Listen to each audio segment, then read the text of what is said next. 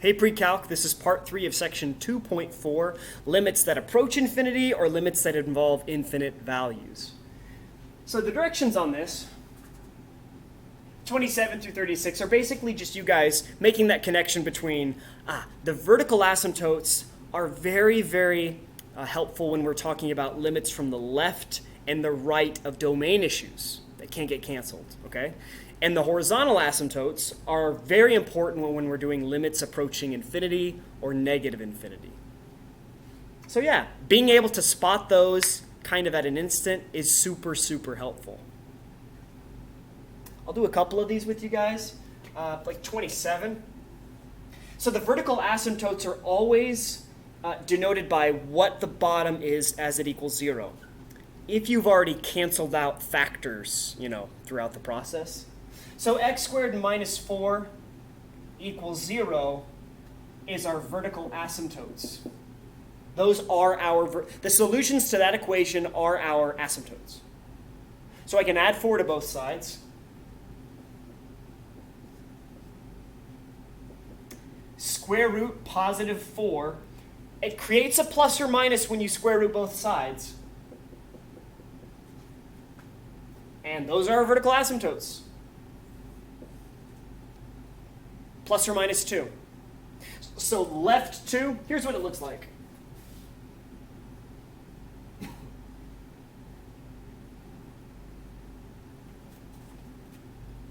You got a vertical asymptote here and a vertical asymptote there.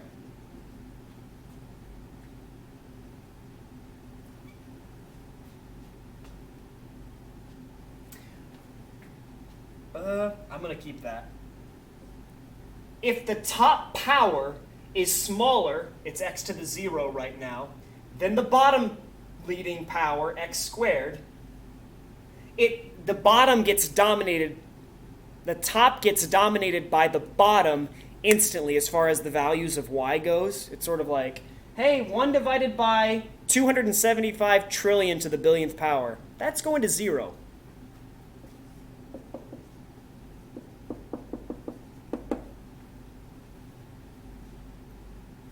So that looks like this right here.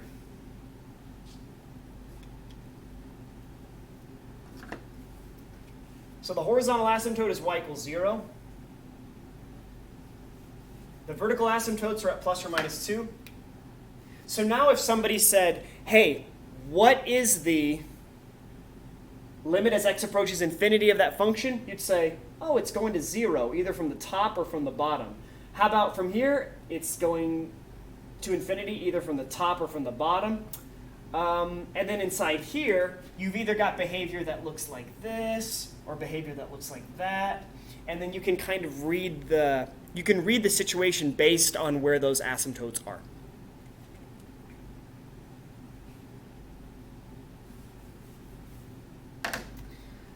So yeah, as long as you understand that those rules are present, you should be fine with this section.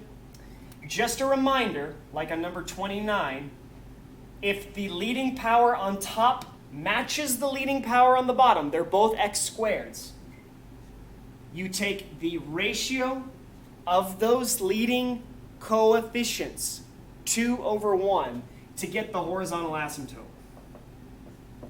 So in this case, y equals 2. That's your answer.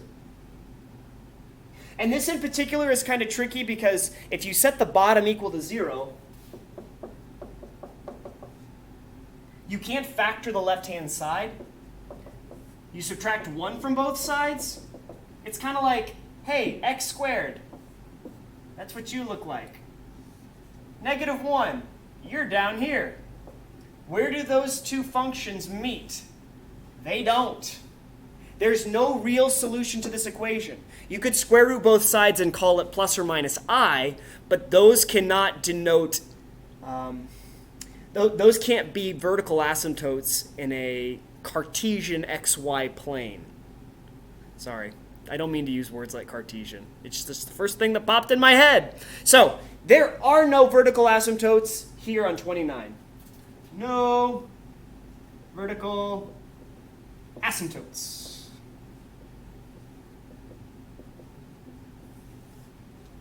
And if you want to see 31 through 35, just check out the back of the book, and they'll give you the answers for those. Moving right along.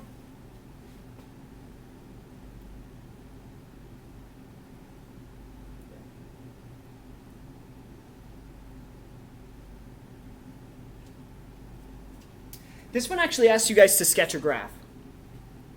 Fun, fun. They say it has to satisfy all four of these conditions, and we assume that it can't cross over a horizontal asymptote. There are certain situations where it can cross. They're kind of trickier. I think I showed you guys those in pre-calc. Maybe. Maybe not. Anyway, limits as x approaches infinity inform us on one thing: horizontal asymptotes. Since they both equal 1, we are assured that there is a horizontal asymptote at y equals 1.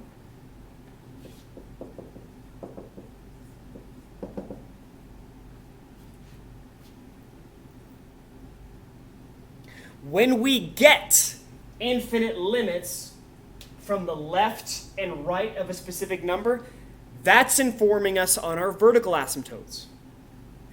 So from the left, it's negative infinity of 3. From the right, it's positive infinity. That means that we have a vertical asymptote at x equals 3.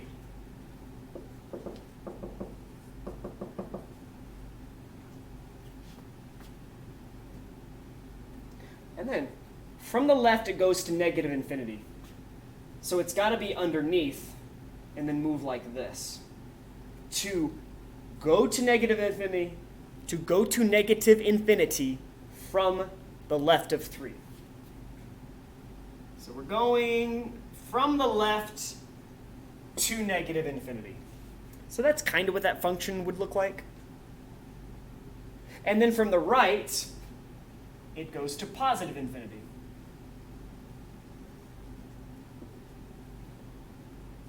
So that's pretty much all this is asking you guys to do.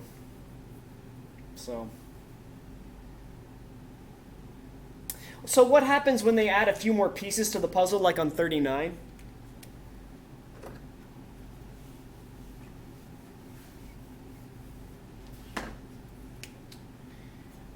The infinite limits point us to our horizontal asymptotes, or asymptote 1, negative 2. But then they've got information about both 3 equaling infinite values and negative 1 equaling infinite values. That means we have 2 vertical asymptotes, one at 3 and one at negative 1. So this is where we have to be very, very careful, right? From the left of 3, it's going to infinity. So here's 3. From the left, it's going up. And I'm not sure what's going to happen here, so I'm just going to say it's looking like this, and then it's going somewhere. I don't know just yet. I know it can't cross the horizontal asymptote. What about negative 1 from the right? It also approaches infinity. So, here's negative 1 from the right and 3 from the left. It's got to do something like that. Negative 1 from the right is positive infinity. Here's from the right to negative 1. From the left, 3 must be infinity. All right. Negative 1 from the left is negative infinity. And 3 from the right is also negative infinity. All right, there's 39. Awesome. All right, I want to do one more of these. It's number 41. It's a word problem that you guys are going to come back to Wow, when are you guys going to do that? Like maybe March. It's going to be a while. Before you see the fruit of this labor right here. So look at number 41.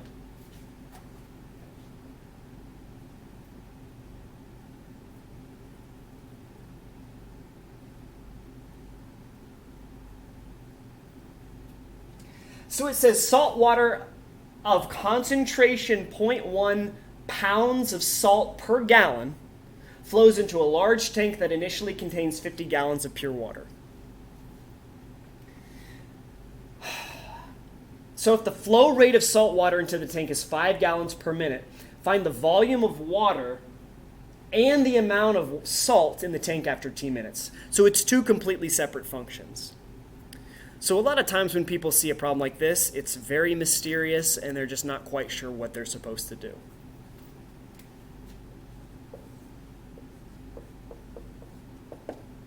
But let's not overthink things here, okay? The volume of the tank is how much water's in there, right? Yeah. It starts with 50 gallons. And it's adding 5 more gallons for every minute that passes. For every minute of time that passes. See, it's a function in terms of t as its variable. And that's how you get more water. So not much to that specific part. What's the amount of salt in the tank after t minutes? Well, I'm thinking about this piece of info that we got right here. We know that there is 0.1 pounds of salt per 1 gallon of water. And I had this great physical science teacher who he did a good job of helping me understand dimensional analysis and just kind of working backwards to figure out, I'm looking for amount of salt. So what do I need to multiply this amount by to get just salt? You know what I'm saying? So, and then I start thinking, oh, okay. It's coming in at 5 gallons per minute. There is salt contained in the salt water that's coming in at 5 gallons per minute. So there is 5 gallons. So the gallons are going to cross cancel per 1 minute. That gives us the rate at which the salt water comes in times the rate at which the salt is sort of like concentrated in the water. So the gallons and gallons cross cancel. But we need to get rid of the minutes because the function has to be in terms of salt. Or I'm sorry, it's got to be the amount of salt in terms of t. So I got to multiply by t. Oh, makes sense. Multiply by t minutes over 1, and then the minutes cancel. Now I have nothing but a function that's in terms of salt and has a t. So we're going to clean this up a little bit. It's 5. The gallons are gone.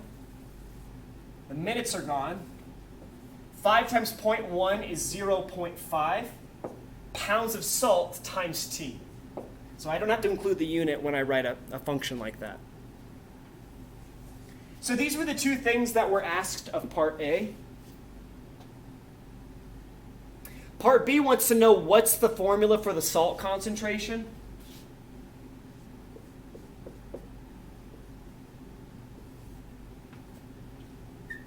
And really there's not much more to it than just saying how much salt is in the container. That's the amount of salt in the container. Divided by how much water is in the container. And that's all you got to do. That's the concentration of salt.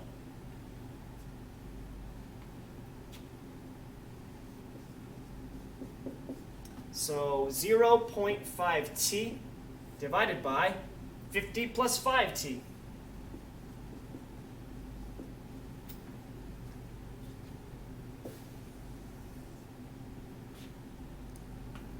All right, last part.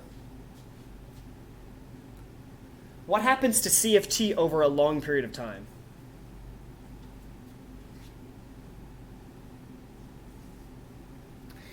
Now, think of a long period of time. We could say 10 minutes, 20 minutes, 10 years, 20 years, 20,000 years. The idea is, what if we just approached forever into the future? And we've been doing infinite limits this whole section, so let's say that time is thrust into an infinite number of units forever in that direction. Let's approach infinity of our salt concentration function. So what happens to the salt concentration as you approach infinity? Well, the numerator and denominator have the same leading power, so the infinite limit is the ratio of the leading powers. 0.5 divided by 5 is 0.1. So the salt concentration will approach the salt concentration of the water coming in, which kind of makes sense, right? It's like we had this nice pure water that this salt water is just being dumped into. And the pure water is just becoming a little more salty, a little more salty, a little more salty, but it will never go below the saltiness or above the salt. I'm sorry. It will never go above the saltiness of 0.1 pounds per gallon, because more of the salt's not coming in than just that. So, sorry if I confused you guys on that. But to me, I feel like this makes sense. This makes sense that it's approaching a saltiness content of 0.1 pounds of salt per gallon, because if you just keep dumping that concentration in forever, it's going to eventually just become that. All right, guys. Thanks for watching. It's been a blast from my end. Hopefully you enjoyed watching it.